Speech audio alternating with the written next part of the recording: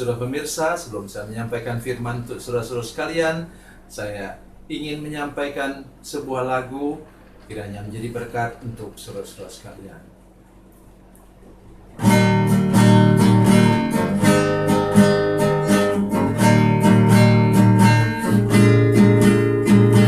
Kasih dan persahabatan dalam kasih Yesus Tuhanku, kasih yang setia berkorban, ku bahagia memilikinya. Kasih yang tak membedakan, bebas dari iri dan dengki, jauh dari cemburu dan benci, rendah hati, tulus dan murni. Kekasih di dalam Yesus indah dan abadi.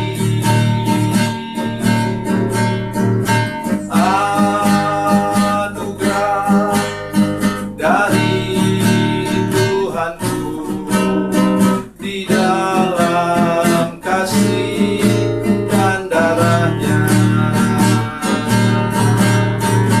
Kekasih di dalam Yesus indah dan abadi.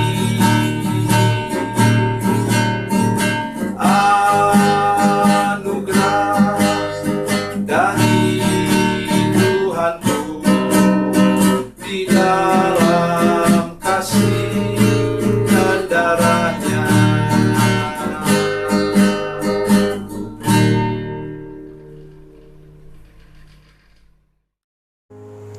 Salam saudara pemirsa, selamat berjumpa kembali dengan kami dalam program Berita Pengharapan.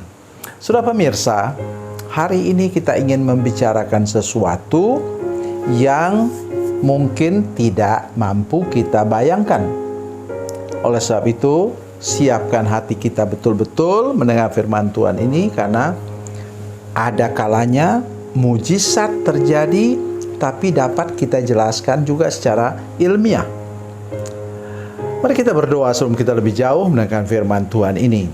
Bapa, dalam nama Yesus, singkapkan rahasia keajaiban firman-Mu kepada kami semua, kepada pemirsa, kepada seluruh jemaat yang menyaksikan program ini, supaya kami mengerti bahwa ada cara Tuhan yang ajaib, tapi juga yang alamiah untuk menolong kami mengerti kasih dan kebaikan Tuhan. Dalam nama Yesus, haleluya, amin. Saudara pemirsa, mari kita membaca Alkitab kita dari Perjanjian Lama. Perjanjian Lama, Keluaran pasal 9 ayat 10. Keluaran pasal 9 ayat 10. Demikian bunyi firman Tuhan. Lalu mereka mengambil jelaga dari dapur peleburan dan berdiri di depan Firaun. Kemudian Musa menghamburkannya ke udara.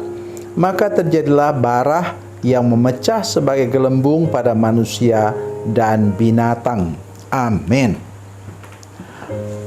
Saudara pemirsa, saya ingin ingatkan kita semua. Kalau sudah pernah pergi ke Jawa Barat misalnya, lewat jalan dari Jakarta ke Bandung, sudah akan ketemu dengan banyak pabrik-pabrik itu kapur.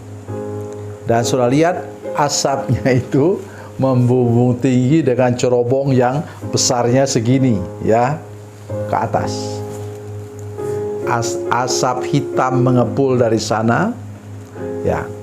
Dan sudah tahu bahwa isi asap itu juga termasuk, jangan hanya bilang begitu, tapi dari kendaraan bermotor, dari pesawat terbang, dari apapun juga itu yang hasil dari pengapian di dalam mesin itu menghasilkan polusi udara yang namanya CO2, karbon dioksida, dan itu berbahaya untuk kesehatan. Kami pernah tinggal di dekat pabrik-pabrik di kawasan timur Indonesia, kawasan timur Jakarta maksud saya. Ya, kami tinggal di sana dan kemudian ibu terus sakit kulit. Waktu diperiksa dokter, dia bilang, ibu ini alergi dengan apa?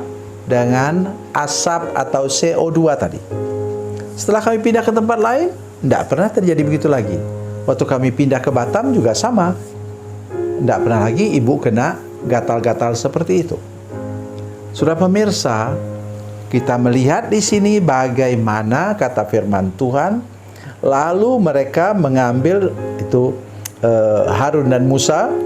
Lalu mereka mengambil jelaga dari dapur peleburan dan berdiri depan Firaun. Kemudian Musa menghamburkannya ke udara. Maka terjadilah barah yang memecah sebagai gelembung pada manusia dan binatang. Sungguh-sungguh menyedihkan bagaimana akibat itu kena kepada seorang raja seperti Firaun. Kenapa tidak ada perlindungan? Sebabnya ialah, dengar baik apa yang saya katakan. Sebabnya ialah karena dia keras hati, tidak mau melepaskan apa? Tenaga kerja gratis. Mengapa? Orang Israel yang waktu itu kemungkinan besar sekitar antara 600.000 sampai 1 juta orang itu adalah tenaga kerja gratis. Orang yang masih cukup mampu untuk bekerja, jadi mereka tidak mau lepaskan. Apalagi mereka sedang membangun katanya kota-kota yang berkubu di Mesir.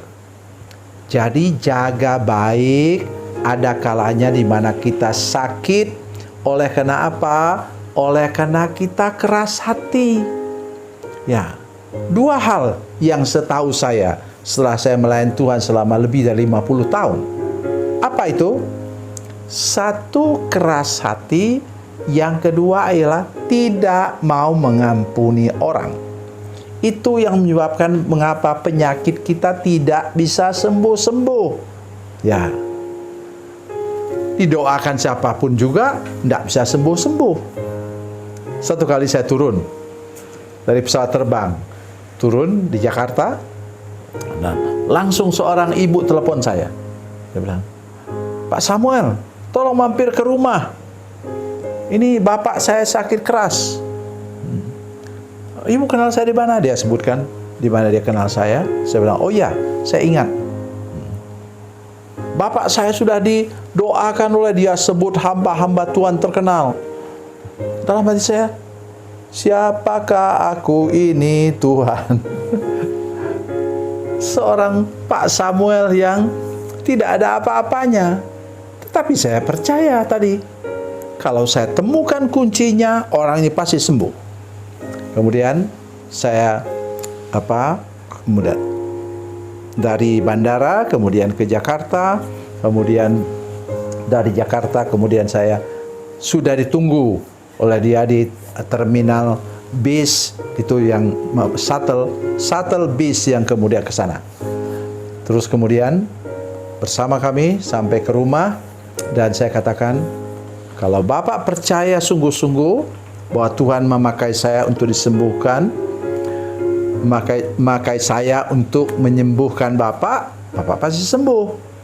Terus baru dia mengaku, dia dendam tidak bisa lupa kepada apa? Umurnya sudah tua waktu itu, sudah 70 tahun. Saya masih muda memang. Nah, dia katakan dia tidak bisa melupakan bahwa dia dulu dikhianati oleh mantannya. So, lihat, tidak mau mengampuni, keras hati juga. Kenapa? Itu mantan itu sudah jadi tanah, kok masih dendam juga? Saya berdoa dalam nama Yesus, bawa dia untuk serahkan hidup kepada Tuhan, dan berdoa dengan sungguh-sungguh, Dan apa yang terjadi? Ketika saya berangkat ke Batu Malang meneruskan perjalanan, kemudian dari sana saya dapat telepon.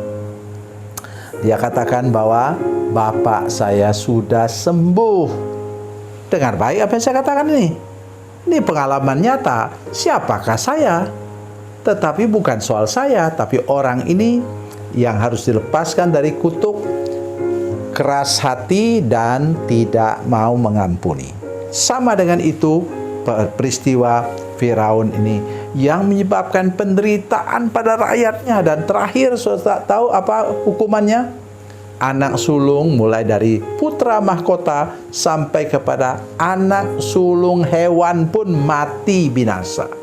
Baru dia mau melepaskan umat Tuhan keluar untuk sampai ke tanah perjanjian.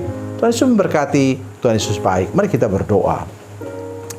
Bapa, dalam nama Yesus, terima kasih banyak untuk firman Tuhan yang ajaib dan luar biasa ini. Tolong Tuhan jamah hati kami semua, supaya kami tidak keras hati, dan kami punya hati yang mau mengampuni semua orang yang pernah bersalah kepada kami. Terima kasih Tuhan. Terpujilah nama-Mu Tuhan. Dalam nama Yesus kami berdoa. Haleluya. Amin.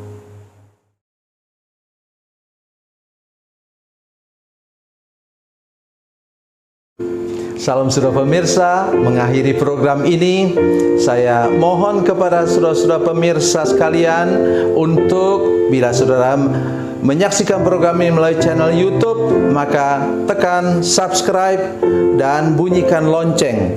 Dan bila saudara menyaksikan program ini melalui channel Facebook, tolong saudara-saudara sekalian tekan like dan juga komen.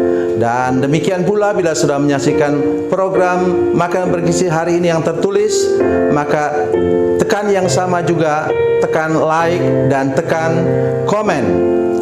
Dan tolong saudara-saudara sekalian untuk membagikan program ini, share program ini di channel saudara-saudara sekalian, supaya lebih banyak lagi orang diberkati melalui program ini. Tuhan Yesus memberkati, Tuhan Yesus baik.